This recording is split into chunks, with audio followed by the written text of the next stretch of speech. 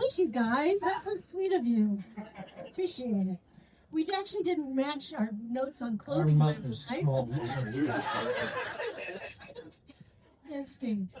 We've known each other so many years. Oh, that is awesome. Well, we are Come thrilled. closer, Bridget. She wants you closer. I know.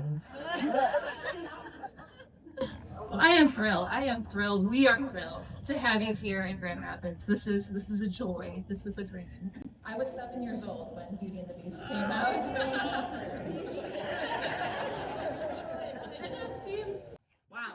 And today is actually the 34th year anniversary of the movie.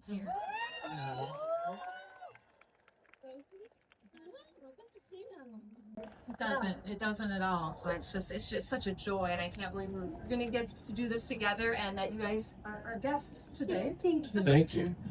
So I'm excited. I love a good backstory though. So I want to go into a little bit of the backstory first. And what were you guys doing before you became Belle and Gaston? We're both Broadway people. Richard White, when I came to New York, was known as like one of the top baritones of Broadway, as you were. And I was starting. When you came, now wait a minute. Wait a minute, no, maybe I was there already. What year did you go? You went in 80? Yeah. I was 75, so yeah. See? I went in 97. I went right out of high school. I was in performing arts high school. And I've been in drama my whole life, and I just told my parents I'm going, and I left. So pretty fearless, I guess, in those days. Yes. But it was a great experience. So you went to New York, both of you. Yeah. Broadway in New York. That's awesome. Yep. So at what point, what were you working on when this kind of came to be? And what did you know about Beauty and the Beast before you went into it? I knew nothing about it. No, it's true. I'm not sure any of us really did. We knew that Little Mermaid had been done. Yes. And we knew that Alan Menken and Howard Ashman were attached to Mermaid. And we knew that they were going to do the new one. And we knew that it was going to be called Beauty and the Beast. We all know something about the story of Beauty and the Beast. And really, that's about all I knew. They kept it pretty quiet. But actually, it was the New York Times that did me the favor. I read about it in the Times, and I called my agent, and I said, I have to be singing for Belle. I have to be singing for Belle. Really? And she got, actually, we have the same agent. She got very lucky when she booked both of us. She certainly did. She kind of booked you guys at the same time then? Yes, we were both cast at the same time. So. Yeah, I mean, it was a very unusual audition process, and so much was left unsaid. And when you walked into the audition, there was nobody to ask really about it or talk We to. had the about. real tape recorder and a little cassette on there too. They had two of those going. It was like, oh my God, this is Disney. They had a real. And no people. No people. One person in there. And, All that person did was turn it on and turn it off, and at the end of the day, send it off to California. yeah. Literally. That was the first audition, and then we had several. I had several after that. You didn't. I think No, they I just. only had the one. I told you he was a star. Yes. They knew who Richard White was. Oh my gosh, it's like crazy. I was so scared of you when I first met you. Oh, He had a real dark demeanor about him, which is a baritone. She's afraid of baritone. I married one, I do.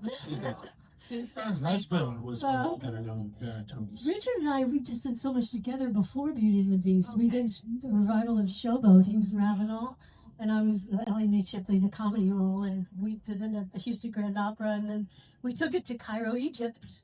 The whole production, the entire We have written orchestra. cows together. Literally. And they can be nasty. I never knew that. They like to spit at you. It's gross. But it was still fun. We had so much fun. We had laughed a a lot. lot. It was wonderful. And that's the big thing to take home with this, was that from the time we first started working together, we had fun together. Yes. And we've been crazy about each other for, what, 40 years? Yeah. Something like that. So, Yeah. It's incredible. So Disney comes through. Did you guys like call each other like, well, didn't have cell phones, but like oh my gosh, Disney. we're doing Disney. I know, it's crazy. Like you said, we had the same agent. Yeah, the same agent. So we found out at the same time. But I found out before my agent could call me because the musical director, David Friedman, we had, the little voice recorders that we use all the time. And I came home and my recorder was on. Hi, Paige, it's David Friedman. I'd like to set keys with you for Beauty and the Beast. So give me a call. Let's talk about when we can sing together. So I found out by him doing that. And I was like, oh my God. And that was the same week that Michael had proposed to me, like 2 days before. That was my birthday. Yeah. He says, people say he proposed to me because he knew I was going to play Belle. No. No, it was quite I don't think, no. Oh, I know. Before I got my husband, first date was going to be in Egypt. I'd gone crazy for Michael. We'd be doing backwards auditions together. And Richard and I went to Egypt. I asked Michael to come on a date with me, and he turned me down. It's like, he's not as serious about me as I thought. No, it was great. Richard and I had so much fun together. It was great. That's fantastic. So when you did audition, did they want voice work first, or did they want to hear your singing first? The singing was first, Okay. but the acting was the decision maker from what they told us. Don Hahn told me it was the acting that got me the part. So, Wonderful. yeah, and we're both actors. I mean, people they assume musical theater people are they're actors too. It's that's what makes it so special. So creating these characters. That was Howard's idea, though. It was. Howard decided. Howard Ashman is who we're talking about. Yes. I guess most of you might even know that he did this. Mm-hmm. Howard was sort of the driving force and made a lot of decisions. And one of the things he and Alan Menken, his partner in crime, they were writing partners, agreed on was that these things really ought to be done by people who could sing and act. When you have somebody singing something and then a different voice, saying the lines, no matter how close they are, there's a different sensibility. There's a different human being behind it, and they felt that in order for it to be more cohesive, it would be a better theatrical piece if you had people doing the same thing. Howard really conceived of these animated films, starting with Mermaid, Right. as Broadway shows. Mm-hmm. That was, If you notice that all the casting in Little Mermaid and Beauty and the Beast were all from Broadway. Yes. People don't realize Robbie Benson was on Broadway when he was 13 years old. And he literally lost his voice on Ed Sullivan Live. His voice changed from a boy soprano to a teenager and literally cracked on Ed Sullivan show. He loves to tell that story. Robbie was a real theater person too. But everybody there. They were all great. Angela Lansbury. Jerry Orbach. Jerry Yes. Orbach. Brilliant cast. Do you find it more easy or even more enjoyable to portray a role in song or voice work? No. No? No, I don't. I think really, and again, what we do primarily is to inhabit characters through music and drama. And so the question doesn't really make sense to me because they're the same. It wasn't to like me. voice work because they filmed us all day long. Sure. We had cameras on us through the whole session, and that's how the animators were able to make them look so much like us with their gestures and their mannerisms, and my hair in the eye and all those little things. Him with his little teeth. My little teeth. I love them. I mean, it looks really She weird. likes me. No, so we really were acting in front of a camera, and that's why it was so genuine. And I'm not doubting voice acting is like so hard. I mean, I admire people who can do that, and there are people, like Jim Cummings, and they're unbelievable what they do. But that's not really what we do. No, that's why I say it's a different art form. Yeah. In a way, and it was nice to be involved with people who sought that out, who thought that people could be successful in this way, and I think they were right. I think it, And there's an interesting story. A lot of people don't know this. You all know the Beauty and the Beast, the Broadway play, right? That was not going to happen. Michael Eisner was totally against it, and we were wondering about it. But Roy Disney and Jeffrey Katzenberg were like a dog with a bone. And they came up with this idea to throw this birthday party for Mr. Eisner at the Waldorf Astoria in New York. And Richard and I would do a mini version of the musical in concert form with the orchestra, in the gowns and all that. They have a little chorus. So we did like a mini version of the musical. And that was the night Michael Eisner said, okay, you're right. You can have the Broadway play. So, that's crazy. Yeah. That was awesome. I wish they'd stayed together. Two alpha males. It was hard. But I love them both so much. And Jeffrey had such a huge part in this too. So Absolutely. So I kind of want to dissect your characters a little bit. Paige, we'll start with you, with Belle. What kind of inspirations did you and Disney take when creating this character, her mannerisms, her look? Like, what kind of things, her sound? What kind of things were they going for? Well, it was interesting. With the look, they changed it right away when I was cast. The original drawing, she was like Angelina Jolie perfection. So beautiful that in some ways they found her that unapproachable. Okay. The way that she was like striking. But they still, next thing I see, I come in like a week later, they have Natalie Wood on the wall. They have Audrey Hepburn, they had Katharine Hepburn, all these different people, and they decided to take all of us, my little funny picture on the bottom, and then change her look and make her more, just something more unique and a little more charactery, but still be, not very attractive. So that happened without me. I didn't do any of that. But with the voice, when I first started recording, I kept trying to make her younger and higher, and I remember Howard Ashman. I started to do a line. I was doing it like I was playing in the balcony, and he came, all right, Ethel Merman, come on. He came out, and he came and talked to me. He said, Paige, what you don't understand. You are Belle. You want Paige as Belle. You want all of your personality, your own voice. And I got to tell you, that was one of the most difficult things. I've been hiding behind all these characters I played, and living vicariously through those characters, and now they wanted me to strip all of this down and be vulnerable and be me. So that was a very big lesson for me to learn. Oh, okay. It was challenging, yeah. Yeah. And what about her personality in that? Like, she was an oddball. She liked to read. She stood out as not like everybody else. Well, that was also me. Yeah. But I also have to say Linda Wolverton, who wrote it, the screenplay, and then there's a lot of Belle and a lot of Howard and Belle, believe it or not. Some of the eccentricities, and then I don't know. It was. I mean, I was an oddball in high school. I was in theater. I quit being a cheerleader. I was captain of the cheerleaders because it was hurting my voice. And everybody got mad at me. It's like, why are you quitting cheerleading? You're the captain. You can't leave. And then, like 3 months later, I'm starring in the musical there, and they all go, okay, we understand why you couldn't cheer. So they all forgave me. But that's awesome. No, but there's such a but you also got to remember too, our characters are also the animators as much as we are. Mark Henn and James Baxter are just as much Belle as I am for horror. So that's fantastic, especially choosing to still be going for your voice over what would have made you more popular. That's fantastic. I love that. Now Gaston is a psychological study. He really is. I mean, like, especially watching it as an adult, as a kid, everything is so much more black and white, right? There's evil and there's good. But he starts out handsome, charismatic, the most respected townsperson there. So and everything Belle should want, right? As he's more than happy to tell you. It's not so obvious going into it. So it's like, why was that important to distinguish that Gaston's not going to come out this obvious villain? All right. The piece is called Beauty and the Beast, and it has no other moral behind it. It's that beauty is not necessarily what you see.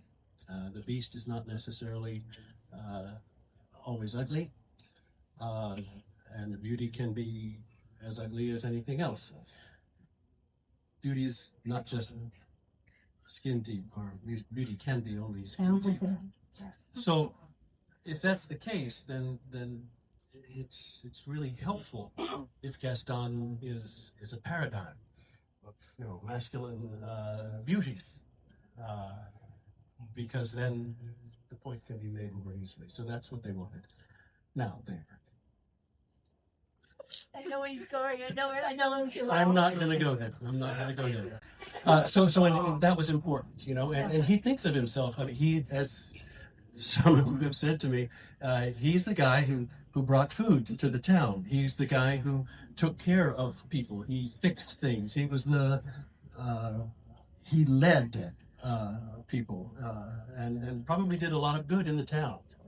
Um, it's not till later that we realize just how egocentric he is and how much he Narcissist. Yes. Total narcissist. So these are some of the reasons that I was cast. Anyway, so those are wonderful things to be able to play with, and Gaston, in that regard, at least, has huge range. Yes. You know, from being the most wonderful person in town to what's the guy saying of him? This big. You know what I have to give, we all have to give Richard credit. There were guys that could play this, and they would never have any idea or any clue of how to play the comedy. Yes. Richard understands comedy, Oh, yes. and it makes him probably one of the funniest villains ever, if not the funniest. Yes. Well, all the parts I started in New York were all comic roles, and I understand how hard it is. And I had some wonderful teachers, like the great Donald O'Connor, when I did Shogo with him. Comedy is very hard. For Richard to have that kind of level with that character, I think it made him one of the best villains ever. So I'm never saying this again. I'm praising you today. Don't so, think you will. as I'm an very actor. happy you did today. It's done.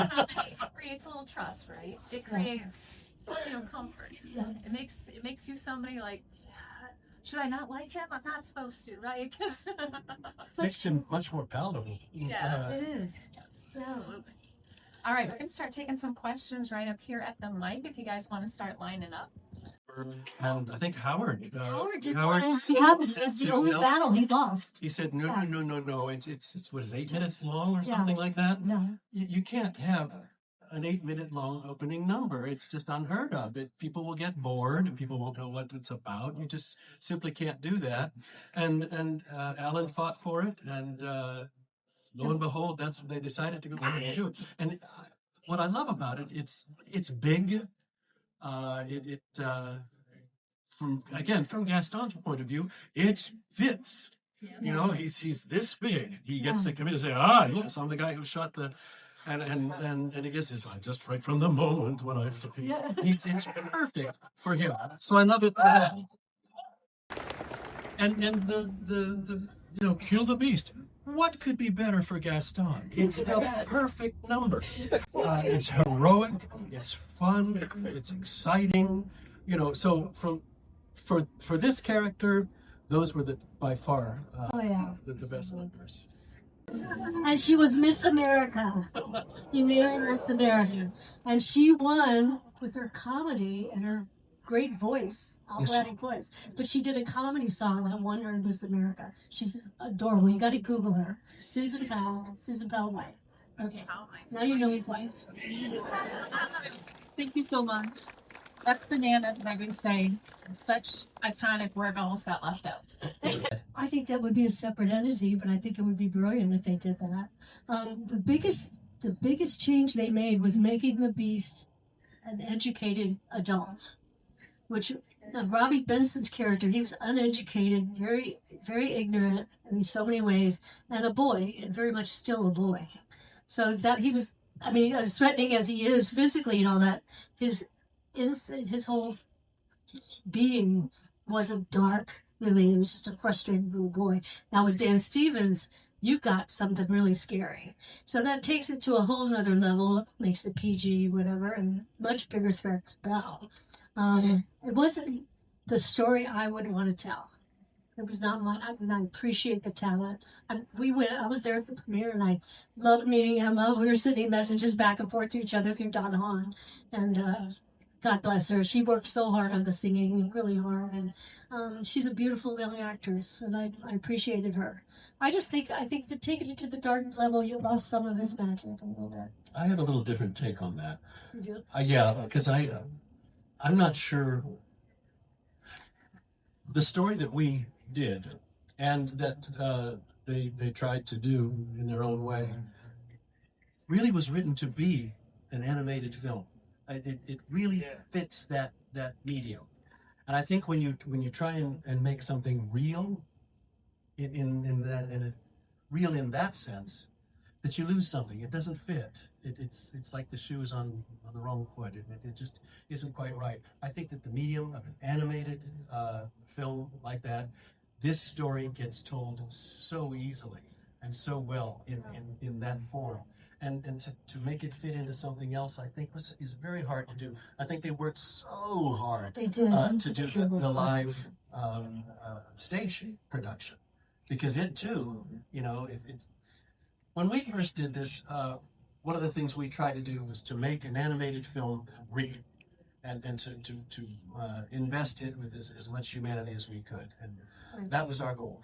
When they did the stage play, they tried to put an animated film on stage, so they had to. They made it broader. Yeah, like my husband played the Beast on the Broadway for a while, and he wanted to play it like Robbie. He wanted him very real, and the director just wanted laughs. He wanted shtick. You're going to lose that laugh. And Michael said, but that laugh is not me. I mean, he tried to fight him on it. So he didn't do the Beast for long. No, but actually, when the writers, Alan Menken and Linda Wilkerson, solely asked me, they said they should all be doing it like piano. But it's just a very different animal, Yeah, isn't it? it really, I think so, and I think that's the biggest difference to me. Get the medium right, and it falls into place. Yeah. That's kind of like the thing with the. You probably know the Hunchback of Notre Dame musical. It does use the music from the Disney film, but it also draws a lot of inspiration from the Victor Hugo book. Of course. I do hear that they're planning to remake that. If they do, Richard, I think you'd be a good Frollo. I'd love to hear you Wouldn't that be amazing? I would love to hear Hellfire. Oh my gosh. That was such a great film. And you know what the problem was? They should not have geared that to children. It was just not That's dark. It was no. In fact, Jody and I were singing at the premiere at the New Orleans.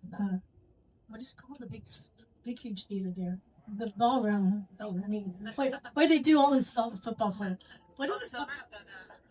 Superdome, that's the one. Anyway, we were singing with that. We almost got singed when fireworks went off. Both of our hair went. We sat down, we watched the movie, and Hellfire came on, and several thousand people got up and left. And I think they just thought it was much too sophisticated, for the little ones. But in retrospect, when we all look at it, it was probably one of the best scores Alan's ever written. The Quasimodo story, all of the story was so beautifully done. So I think there's going to be a place for that in the future. We were talking about that. That should be put on stage. I love the part that she wants to live the life that she reads about in her books. She wants to go see these places and experience those places. And that's always been my favorite. But then now that I'm old, I kind of look back and go, the fact that she didn't hesitate to give up her life for her father was probably her most noble part of her character. So, yeah. But I still love it. An adventure in a great white somewhere. Gaston is so lovable. I mean that. He really is. And to get to play him and to his zest for life and his zest for, is huge. And as an actor, you find those qualities, and those are the qualities that drive him, and it's just a joy to be Gaston. The fact that he can be despicable is another side. Oh, you want to tell him your theory now? No. For years? No. Okay,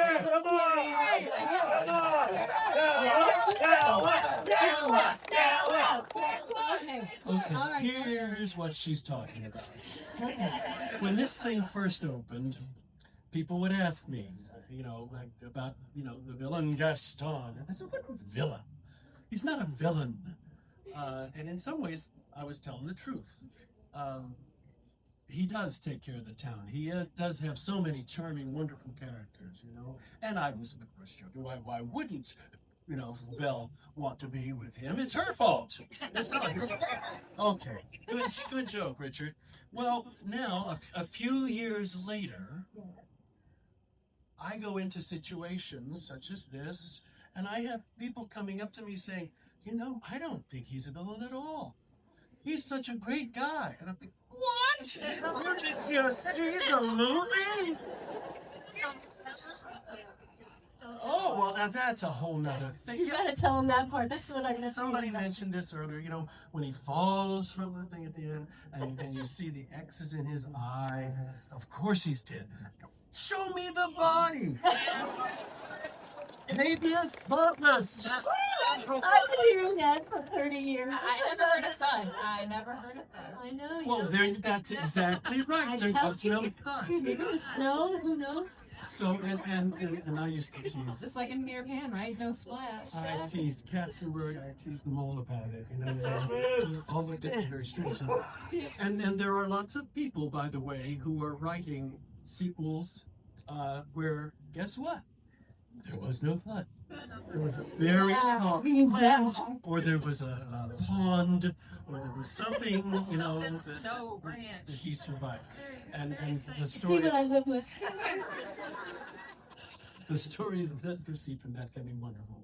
Anyway, I do love playing Gaston, and when he has his difficulties at the end, I can, in order to play him, I have to find them sympathetic, and I can. What a great guy. Is he the villain, or is it the town? Is it everybody? Is it society? That's the villain here. Well, I have to tell you, in the 34 years since this thing opened, I think we live in a different country. And I think that people's perception of things has changed. So that's a fair question to ask. And I think that whereas it used to be, like I say, a good joke, I think that it doesn't hurt for people to consider those questions. Yeah. So I will leave it to people to answer those questions themselves, but I think they're important questions. They are absolutely. They are important questions. All of us? Like anybody who wants to participate. Today? All right.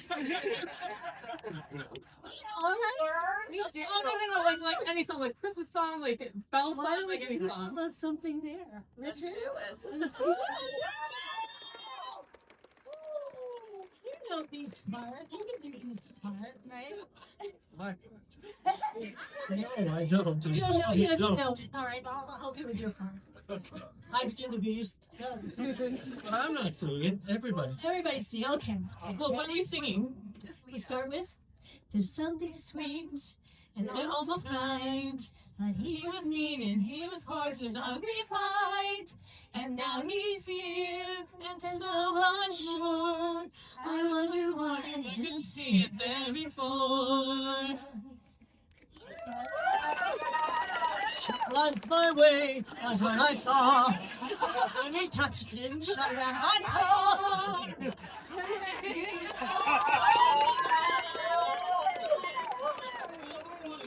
It's something that you kind of pinch yourself about, you know. It's like all these years later, the fact, the enormity of the impact it's had on people around not just the United States, around the world.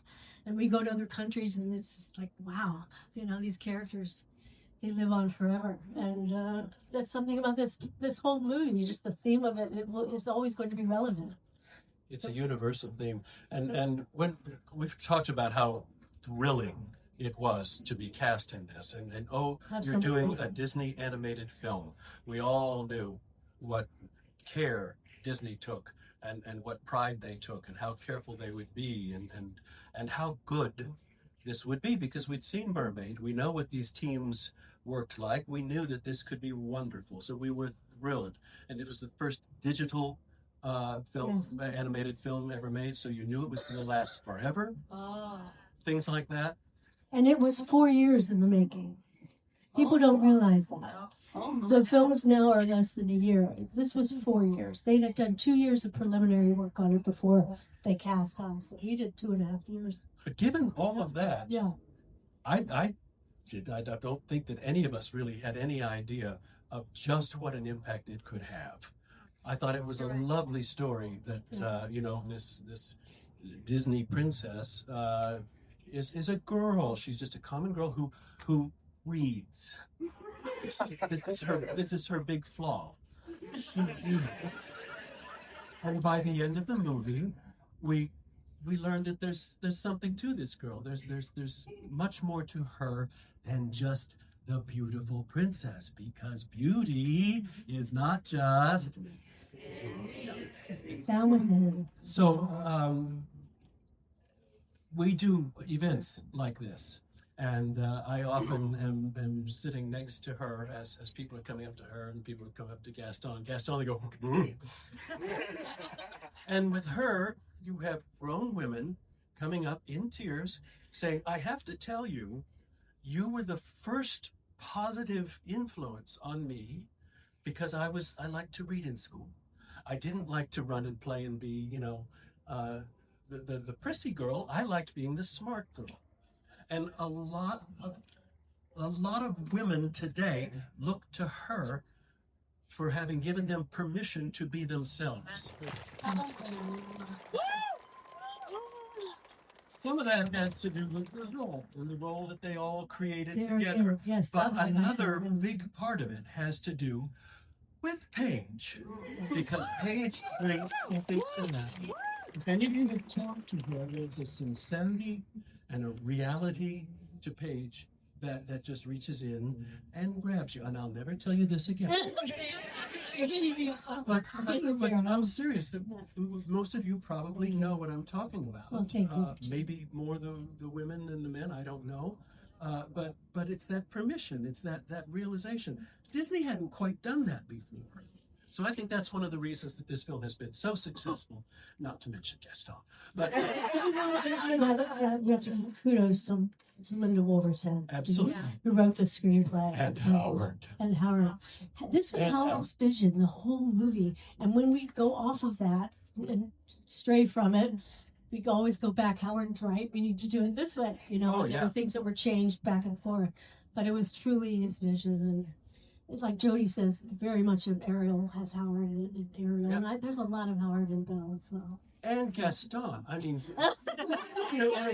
he does. The humor, the lyrics. I mean, that's how it is. Sorry. They're so freaking funny. Oh Tromping around wearing boots. Could be more. And I use anthems and all of my decorating. Of course he would, wouldn't he? Oh, you guys would love Howard. He was amazing. And that Howard doesn't always get mentioned as a driving force. He was the driving force in my opinion.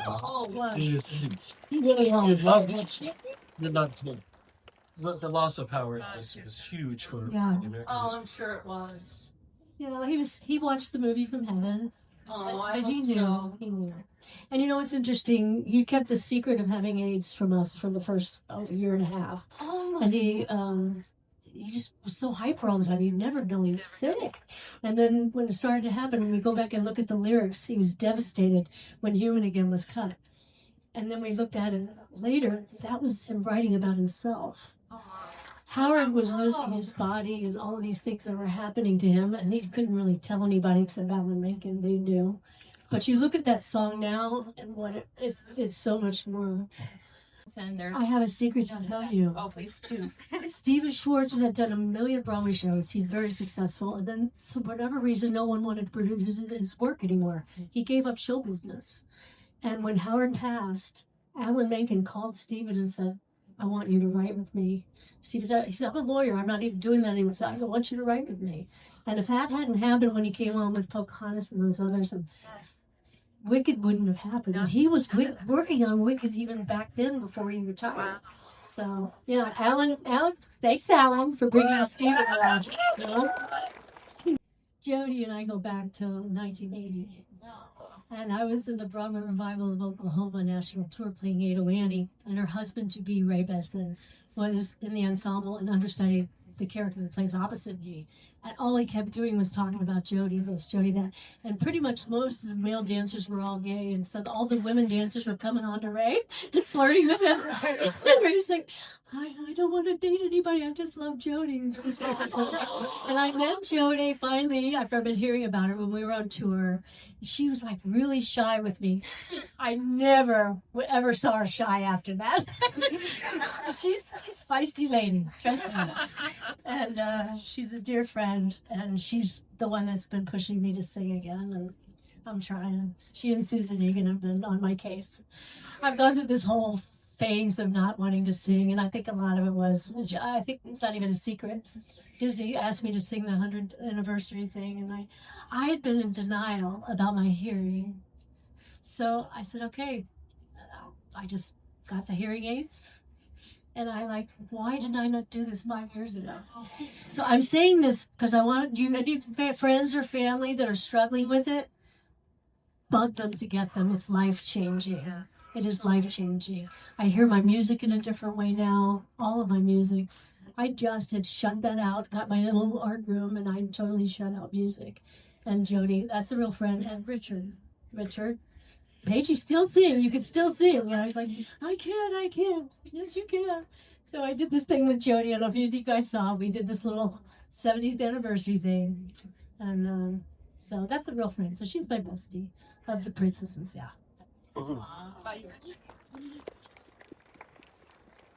I knew for more than 50 years Ken Page. Y'all know Ken Page, Oogie Boogie. He has to be my favorite. Your melon of the bestie. Billies. And he was a friend. He did was a the very Comic Cons with us. Yeah, he was a sweet, wonderful man, and I think the world's poor now that he's not among us. But I sure enjoyed every minute I had with him. So, Ken Page. He was he was at Paths on Broadway. He was an amazing performer, Broadway performer as well. Thank you, guys. Thank you. Thank you. I can't pick a favorite. Everyone asks me that. It's like picking a favorite child. You know, you can't do that. I mean, I love, and I'm very varied in my taste. I love everything. Me too. I love fantasy. I love mysteries. I love my What about you, art Richard? books. I love my art books, and I have to when I read them over and over. And I study Turner and Sargent and Da Vinci, and you know, that's my joy. I mean, there'll always be ones that are in the top 5, and certainly What are those? How to Kill a Mockingbird is right up there. You know, there's a few. You know, but that's like picking children. I can't. So, do you have a favorite writer or favorite? My favorite's The Outsiders. By The Outsiders by Essie Hinton. But my favorite's in 7th grade. Well, we know Gaston didn't read, but does Richard? I think you like the pictures. There's lots of picture books about it. Paige is exactly right. I mean, how can you pick a favorite? And as an actor, you travel around a lot, and you spend a lot of time with folks.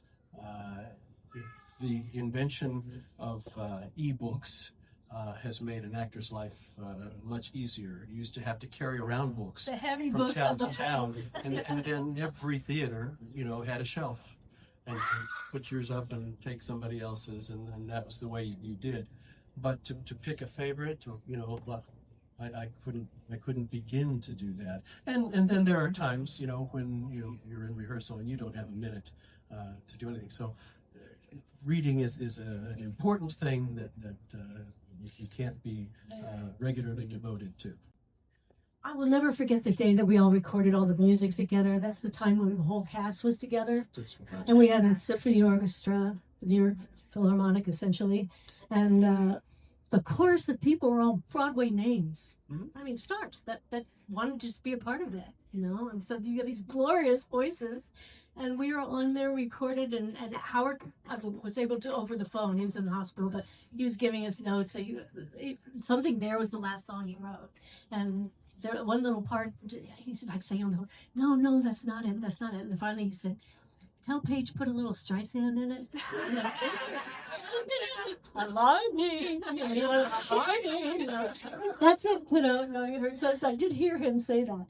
But the most dramatic part of that recording was Angela. Oh, Lord. Yeah, she went out and she got stuck in a city that got something. Anyway, she'd been up all night traveling. And she came in and Don Hudson, Angie, go home. We can record tomorrow. And she said, oh, no, I'm here. I'll give it a try.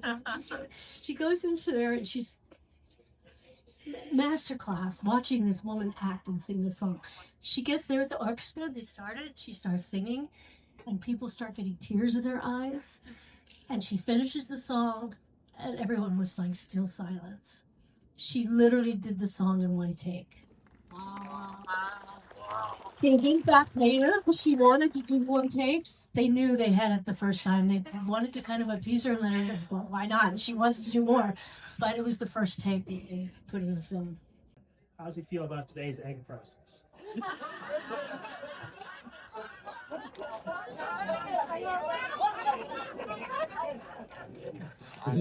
As he can be. That's why he's here working the lines.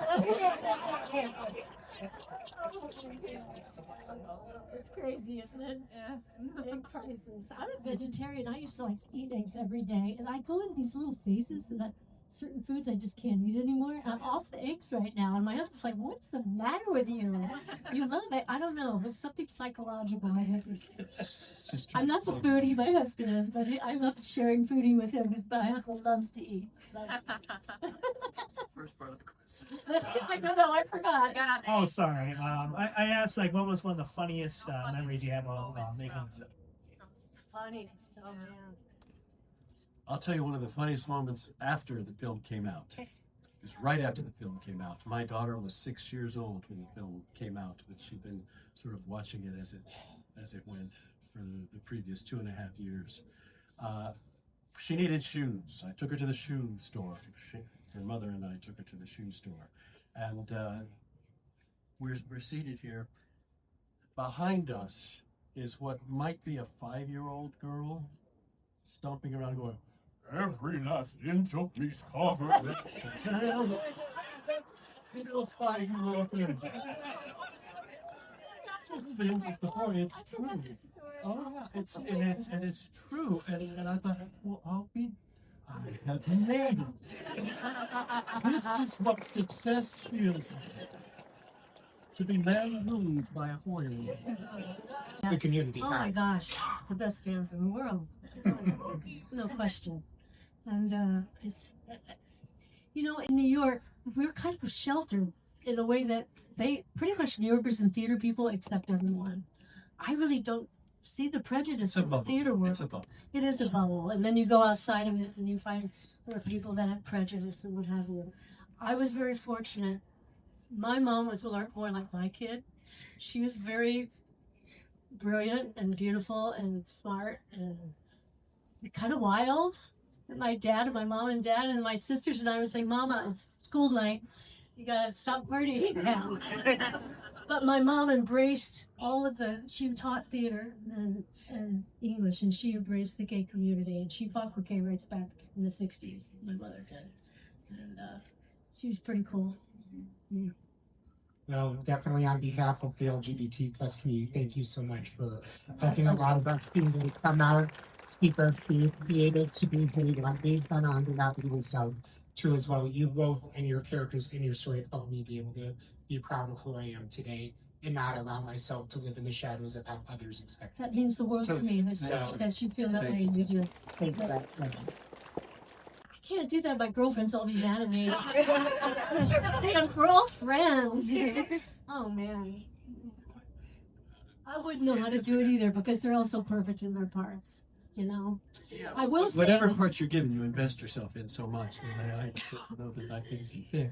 No, but at my 9 years old in my acting class, I was always just doing the little parts, and my big part was Cinderella, my first big role. So I'll always be partial to that.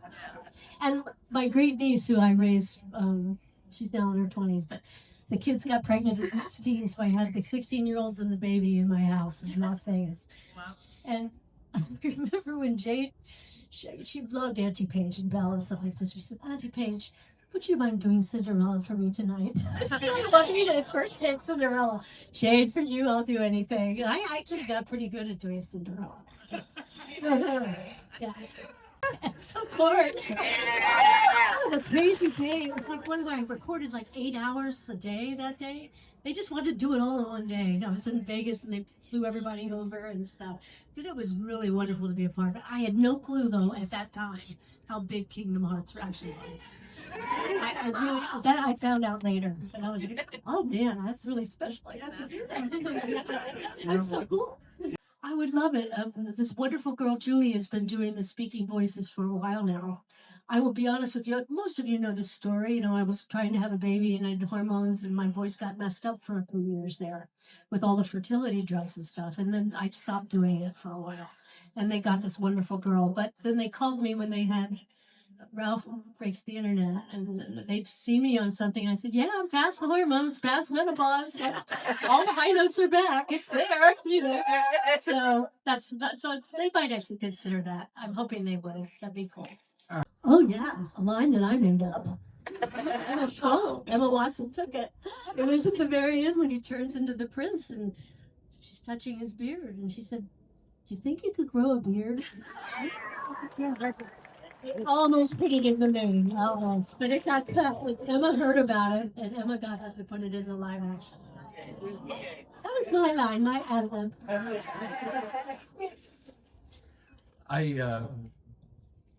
I watched the Jean Cocteau version, and my daughter, like I told you, who was about that big, she watched it too. She decided that she could speak French. But there's a lot of wonderful things that he did, candelabras that just sort of came alive and so forth. And the way in which the magic appeared in that film was wonderful. And I'd be curious to see if they did some of that in our film rather than just things. That's true. It's an interesting thing. If any of you know that film, perhaps you know what I mean. And again, it's a different medium, so it's hard to judge one against the other. But I found that kind of magic enchanting, and I would like to see. But you know what? Also, there's the other side of that Howard Ashman took that and developed the comedy of Cogsworth and Lumiere. Of course. Yeah. So he definitely, that. oh yeah, and he gives total credit to that. Yeah. Gave him the idea. The Cocteau film gave him the idea. I was upset that Human Again did not make the regular film, but they did do it in the other version. It's out there in one version, and it's worth watching. It was one of my favorite numbers when we got to Howard introduced us to the score and sang it. To hear Howard sing those lyrics, oh my heavens! And his Gaston was much funnier than mine. He was hilarious. Interesting. I mean, And his Belle, he could do Belle. I mean, you could do one voice. He was amazing. He was amazing. There's some really cool things going on in heaven up there. I know. He's doing some good stuff up there. No one pulls off leather jackets like Gaston. Ooh,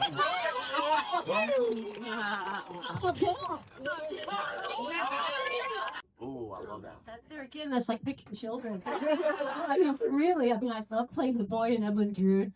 Betty Buckley created the role, but I ended up playing it for the longest on the road, the tours, and all of that.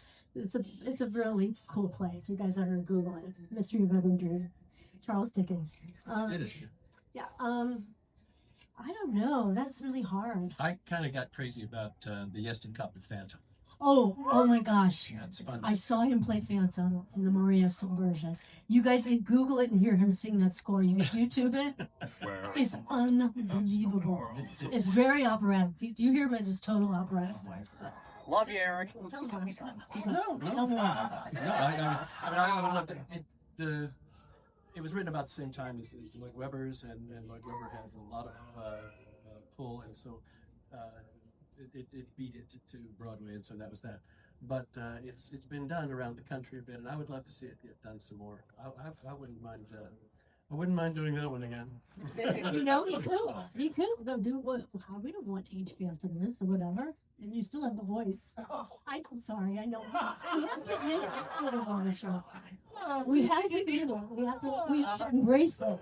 Okay, I'm trying to embrace it. Any Disney character, my favorite? Julie Andrews is Mary Poppins. And I'll tell you something. I got to not only meet her, but we were at Disney World, and she was on her own that weekend, and she asked Michael and I to join her for the day. So I got to spend the day with Julie. And royalty. And yes, she's as wonderful and sweet and funny, and she's very funny, actually, has a great sense of humor. So yeah, it was a dream come true. You are a also my favorite Disney princess.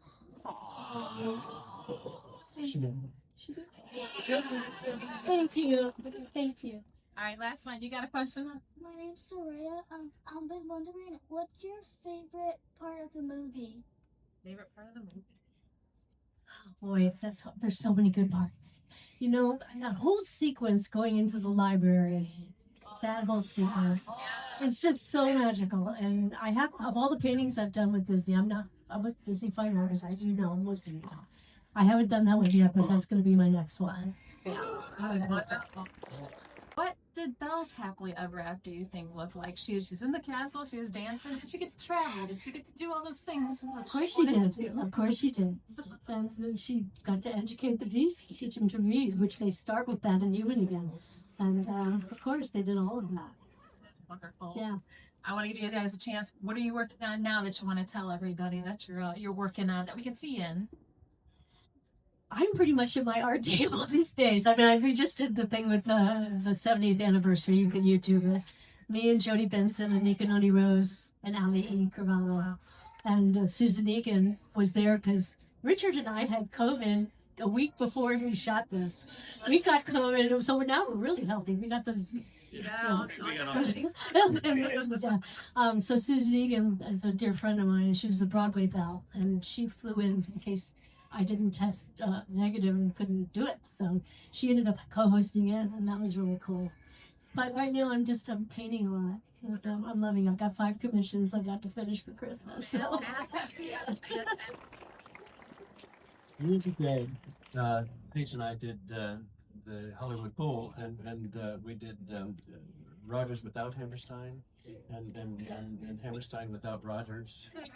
Yes, and it was Julie Andrews who was supposed to do it. Exactly. King and I. Well, he was the king. Julie was going to be Anna and the king and I. And she got sick, and I learned her part in 3 days. I didn't have to shake my head. But my wife and I are going to do a very similar concert in Key West at the turn of the year. So that's what I'm working on right now. That is going to be so awesome. The 2 of them together, it's like so cool. It's like Alfred and Lynn Fontaine or something. A lot of you don't know those names. They're the greats of the old theater. People who created the theater. Okay, we'll accept that we're getting older. Yeah, that'll be great. That'll be awesome. That's wonderful. Well, thank you so much for this conversation. Thanks, you guys. It's been wonderful.